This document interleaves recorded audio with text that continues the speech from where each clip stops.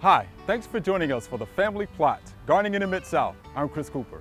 Pruners, loppers, and hand saws are for small branches, but for the big stuff, you need a chainsaw. Today, we're going to learn how to safely use one. Also, boxwood is an iconic landscape plant. That's just ahead on the Family Plot, Gardening in the Mid-South. Production funding for the Family Plot, Gardening in the Mid-South is provided by the WKNO Production Fund, the WKNO Endowment Fund, and by viewers like you. Thank you.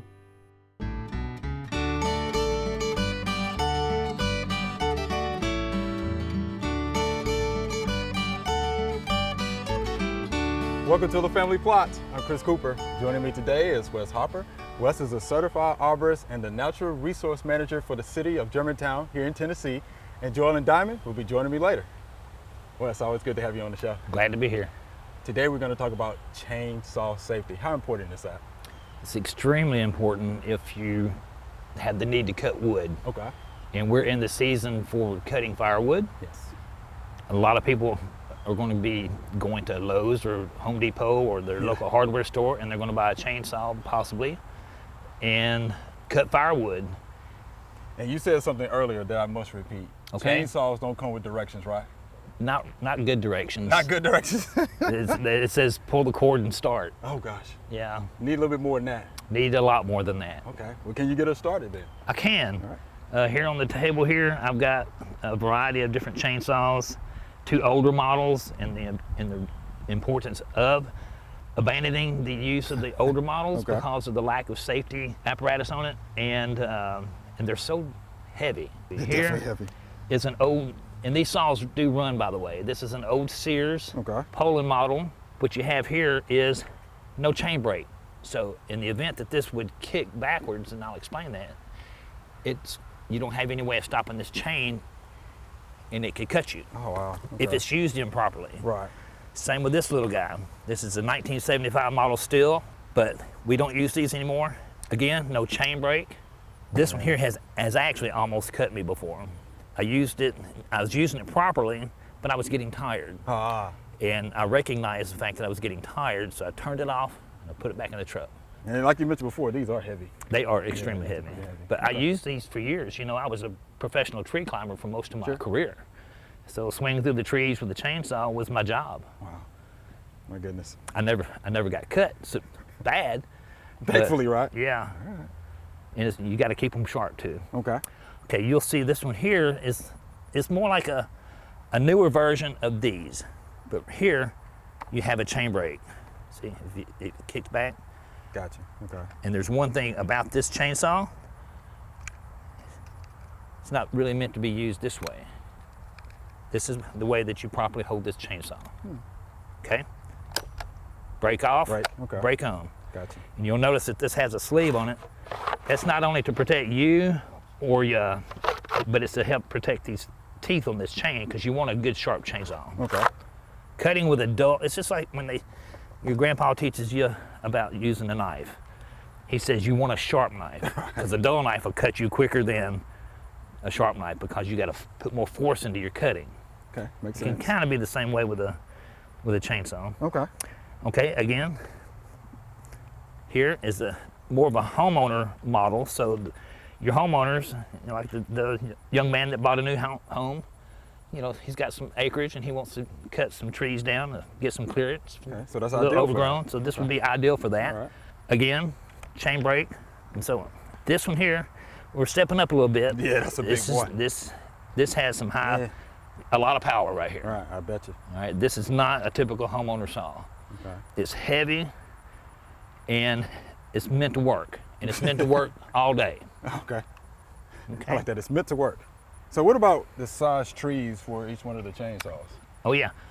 This would be more for, this is what, a 24-inch bar. Okay. This is like a 16-inch bar, 12-inch, 12-inch, and 16. Okay. So obviously you're with a 12-inch bar or 14-inch bar, it's going to be more for a tree like this size here. Yeah. Now, if you don't always have to use the chainsaw, so I always keep a variety of different saws. This is for the professional. I have cut plenty of trees down with this handsaw. So you don't always have to have a chainsaw to do your job. and then for Yeah. pruning. Got larger, coarser teeth on this handsaw, finer teeth for fine pruning, and then all the way down to All right, got to have those, right? don't leave home without them. Yes. Don't leave home without them. You know, a good master gardener always carries a That's right. good pair of pruners. That's right. Got to have that. Make sure they're sharp too, right? That's right. All right. So any other safety items that we need to talk about? Yes. Okay. This helmet here comes equipped with a face shield, ear muffs. Nice. Remember, these chainsaws are loud, and if you're running it for a long period of time, by the end of the day, your ears are probably going to be ringing. Yeah. So this is an option. This is an option for hearing protection. These are basic expandable Yeah. earplugs. You just wad them up, put them in your ears, and it helps. I've had plenty of these types of earmuffs. I keep breaking them. And, you know, carrying a lot of tools in the truck. Gotcha. You know. Or these right here, if you lose them, it's $2. Oh, okay. Okay. Good investment. Yep. And this hard hat here, and back up, these are all rated for, you know, by ANSI standards, American National Standards Institute. Okay. And they have to be tested, tried, and proven to be used in the field of tree care. Gotcha. This one here is made out of Kevlar. This is the same material that the firefighters' helmets are made out of. Okay. Because this is actually a brush firefighter's helmet. Okay. I usually always have my hard hat with Always me. have the hard hat. Yes. Along with that, I mentioned the face shield. This is one of my grandchildren's sock. It worked perfect That is okay. for my safety glasses. Ah. These are clear, and on the real sunny days, I have some darker ones, so if I'm looking up a lot, the sun's not going to Gotcha. blaze my eyes. Okay. I will mention this, when you're working outside, it's important to have your safety glasses, Okay. especially if you're looking up in the trees a lot. And this is information for maybe a professional tree climber. Your eyes can get sunburned. My eyes are permanently sunburned Wow. Okay. just from looking up for so many years. I've trained tree climbers and, you know, rigging and looking up a lot. Okay. Wow. So, Didn't realize that. That's good information, man. and these they're wrapped up because if you leave them in your truck, you leave them on your shelf, then they're going to get scratched. Okay. These, you notice, are a different color. Yeah. So these kind of, you can see on a cloudy day, but it still reflects the sun from your eyes. Okay. So, Wow. And they look good on you, Wes. That's good. How about that? Yeah. Got to have something to make me look good. So now we're gonna get to the first aid kit, right? Yep. 'Cause you got Almost to the first aid kit. Okay. Almost All to the right, first aid one of kit. the more important. One more. I got a chart that will tell you. I didn't make the chart, but it lists the numbers of accidents annually with professionals, Okay. the number of fatalities with professionals, and it also lists the number of homeowners accidents and fatalities as well. Okay. That's information that's put out by the Safety Institute. Okay. But the two number one places that people get cut with chainsaws is on the thighs I can see that. and in the shoulder, Okay. or thighs and the shoulder. Okay. This is to protect your legs in the event that you're running this chainsaw. Now it's got buckles that go all the way around. Right, I see. And if we were to cut a tree today, I'd make sure that I got all my safety apparatus on. Okay. So they're cutting, and the chainsaw goes across the leg just like so. Or they're one-handing, drops in this leg. So. Okay. So Chaps. This is also made of a material Yeah. similar to Kevlar, and sometimes it is Kevlar, but when that chain gets caught up in here, the fibers get pulled out, and it wraps up inside the sprocket of the chainsaw and shuts it off so it doesn't cut anymore. Okay.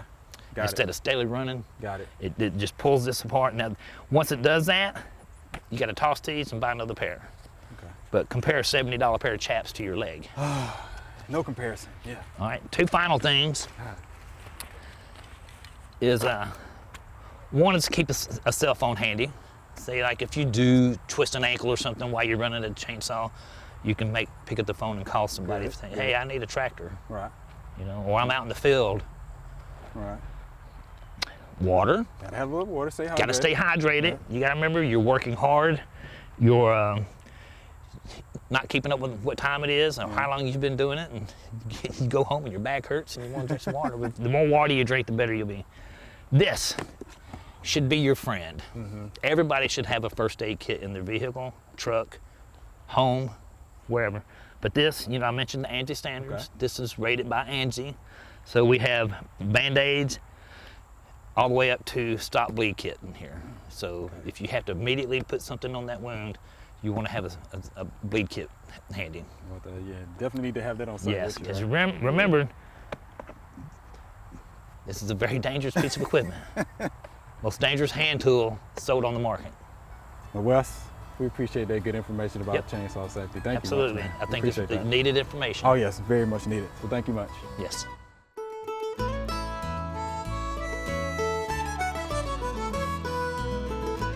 Fall is here, and people in Bermuda grass and zoysia grass is going dormant now, and people think that's a good time to fertilize your grass now. But for Bermuda grass and zoysia grass, this first number here, nitrogen, no nitrogen fertilizer this time of the year because it's going dormant. You want to make sure it don't get no growth on it this time of the year. Phosphorus and potassium is good for your Bermuda grass now because it's good for the root system. And this is a good time to do a soil test to make sure that you need to add these numbers to that. But for your fescue lawn, fall is a good time to start fertilizing it now because it begins to grow now. And on the bag of fertilizer, we see a complete fertilizer with all three numbers. Maybe 13, 13, 13, 12, 12, 12, 6, 12, 6, 12, 10. But you got a complete fertilizer right there with the fescue lawn now. It begin to grow now. You see all that green folks lawn now, that's what they have. But the grass start turning brown, you got Bermuda grass and zoysia grass. Hold back on your nitrogen fertilizer. Give it phosphorus and potassium, and it's good for the root system and also help fight off diseases. All right, Joellen, let's talk about boxwoods, right? Popular shrub. It seems like everybody has a boxwood shrub at home, doesn't it? Yes, everybody's got boxwoods. It seems like it. This scientific name for the genus is Buxus. Uh-huh. Of course, the one thing that's great about boxwood is that they're evergreen. Mm-hmm. So they stay green all year long. Right. That's good. And of course, they have small leaves, so they're considered a medium to fine textured plant in the landscape. Okay. And they've been a staple for many years. Flowering, they do flower. Mm-hmm. Now, you don't really see the flowers, but sometimes some of the varieties are fragrant, so you can smell them when they bloom. And it's usually March to April that you smell that. Okay. Planting it. How do you plant boxwood? Oh my goodness. Yeah, tell us how now. They like well-drained soil. Well-drained. Not wet feet. No wet feet. Well-drained. They prefer even soil moisture, but after they have been established, they will take some drying out, which when you think about it, think of old homes that have huge boxwoods in front of them, around the United States. They don't really have irrigation systems on those, but yet they are still there, and some of them are as old as the house. Right. Okay. So, they do well in the landscape. Okay. But we're going to keep that in mind when we talk in another minute. Okay. They like, when I say they like well-drained soil, now that means that they can get some diseases when they get too wet. Sure. So some diseases that are associated with them are root rot, sure, foliar diseases, spots, cankers, blight, and the new one that's out there called Boxwood Blight. Yeah. Now, there's a way to get around Boxwood Blight. They're doing a lot of quarantine now, so hopefully everything that you find at a nursery has got a certificate with it saying it's Boxwood Blight free. I hope so. So that's the hope that is. Because it has been found here in Shelby County. It has been found, yes, but it's been brought in from other areas. Right. But if you already have boxwood, that's when I would be concerned about bringing new boxwood in, and I might want to quarantine them for a little while just to make sure. Mm-hmm. But if they have the certificate on hand, that's going to be the best way. Okay. They also have insect problems. Well, it sounds like they have a lot of problems there. They have mealybugs, they have scales, they have Yes.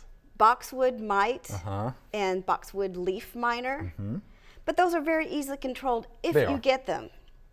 And the most places that I have found the insect problems on them are places that are irrigated, just like you have the disease problems. So I have mine, but mine are not irrigated, and I don't seem to have any problem with mine.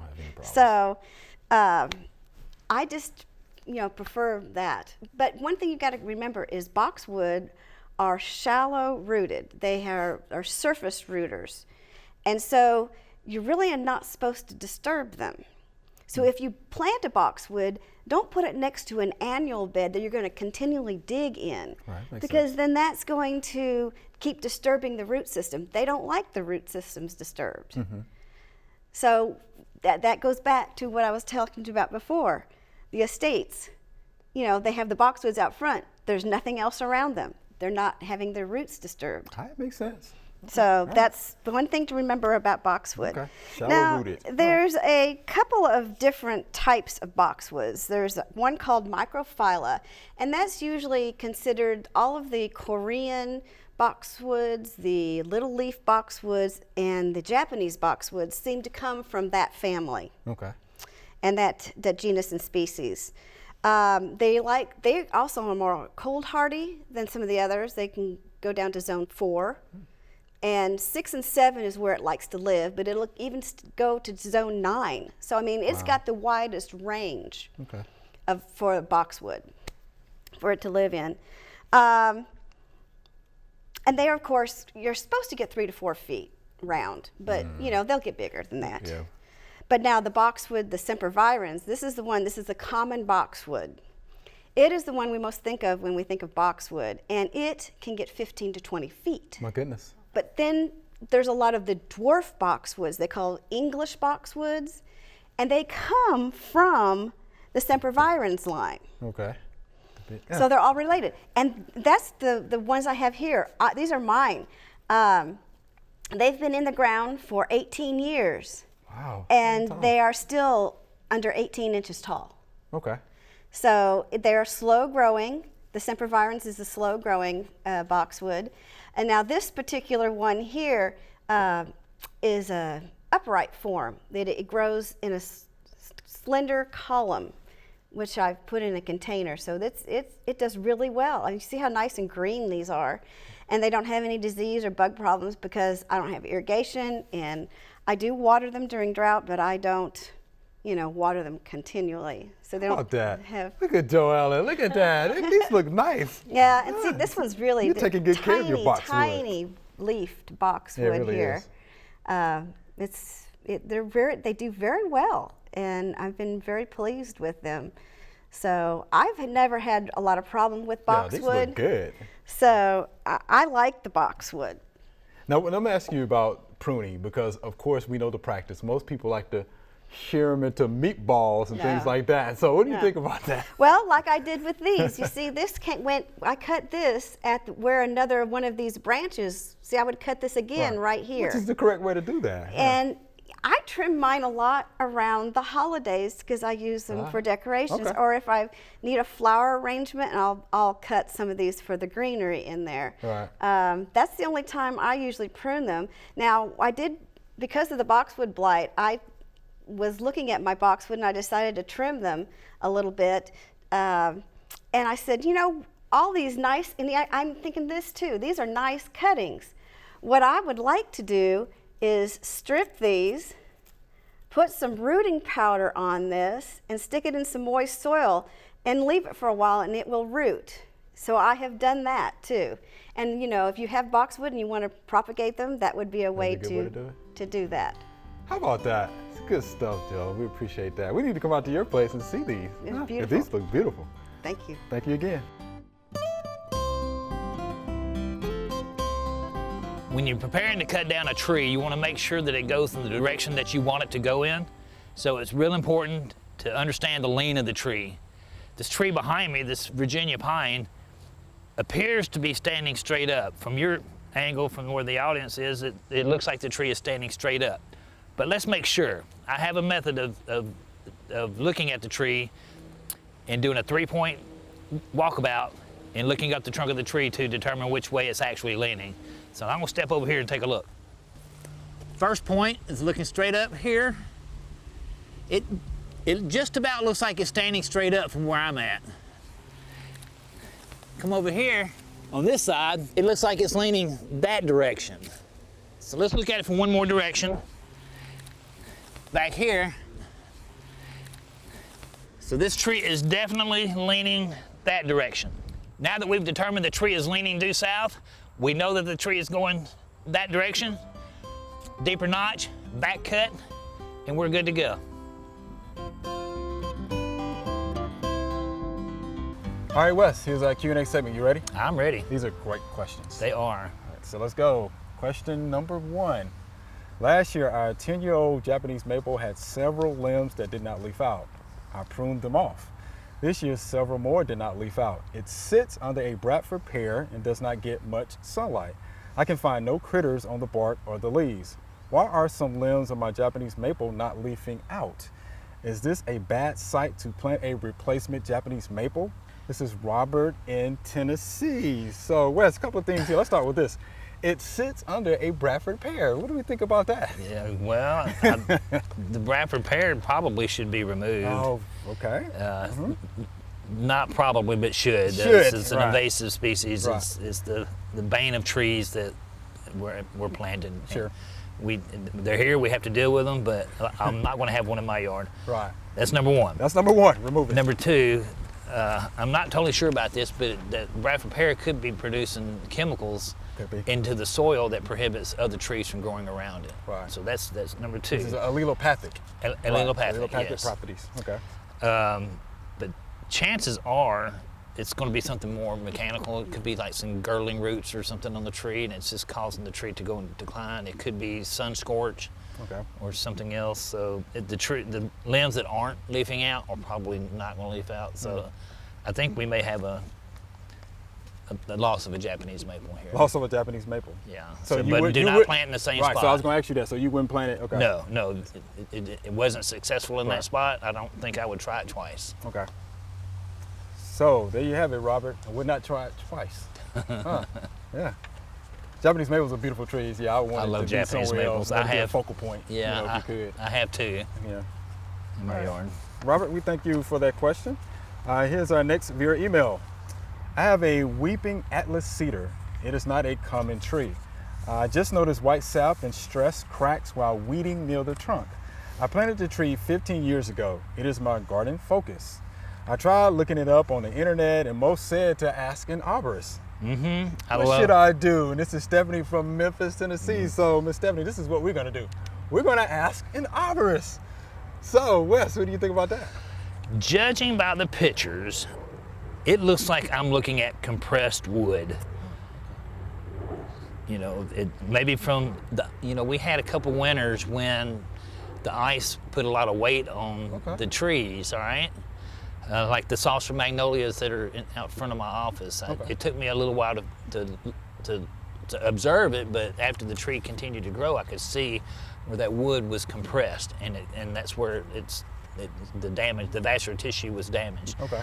If you notice in the pictures, there's a bend right there, and there's a bend in the second picture. So I'm going to make a strong assumption that that's compressed vascular tissue, and it's caused some small lesions in that area. Okay. And so the sap is going to try to protect itself and ooze out of those areas. Okay. Now, the 2 other things it could be, which I don't think they are, one would be disease, which, if you compare this to like a spruce or something, then you get that cytospora canker on the lower part of the tree. So I was going to mention canker as one option. This doesn't look like canker to me. Good, I don't see pustules on here. Good.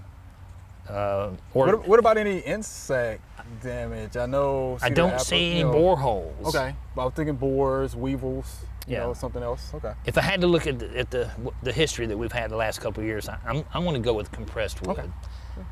So now, is there anything that they can do about that though? Not really. Okay. Not really. Just keep an eye on it. Okay. There is a weeping Atlas cedar at the Botanic Garden. Yeah. I don't know what happened to it, but one part of it died. Okay. The other half is still living, but I don't have an explanation for that. Sure. But usually Atlas cedars are pretty tough in this area. Yeah.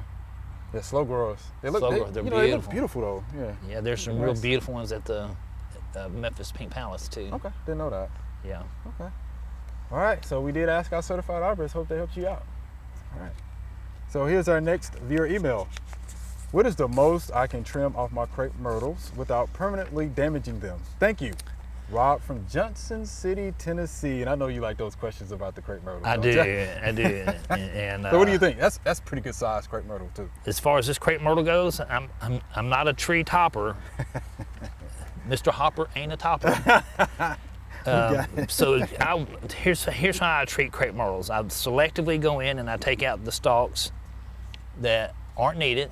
Okay. This one here appears to have a lot of unnecessary growth in there. So I start with the bottom, what I could get with a handsaw, and then step away from it for a minute, take a look at the canopy and do just a little touch-up pruning. So a crepe myrtle is going to respond well. Okay. In Johnson City, probably has a little bit colder temperatures than we have here in the winter times. So I wouldn't be trying to take off too much of the upper canopy. So I just go in and clean it out where you can see through it and it doesn't look like a bush, but it looks like a tree. Right. So selectively choose the stems that you want to remain. Okay. The ones that contribute to that upper canopy the most. And that's what you're looking for. That's what I did with the crepe myrtles at my office. Okay. And you did that for us as well. Remember that. I did. I should remember that. So Rob, there you have it from our certified arborist. Hope that helps you out there. Yep. Wes, that was good. It's fun. Thank you much. Always fun. All right. Thank you. Remember, we love to hear from you. Send us an email or letter. The email address is familyplot@WKNO.org, and the mailing address is Family Plot 7151 Cherry Farms Road, Cordova, Tennessee 38016. Or you can go online to familyplotgarden.com. That's all we have time for today. Thanks for watching. If you want to learn more about taking care of or using a chainsaw, head on over to familyplotgarden.com. We also have more information about boxwood shrubs there too. Be sure to join us next week for the Family Plot, Gardening in the Mid-South. Be safe.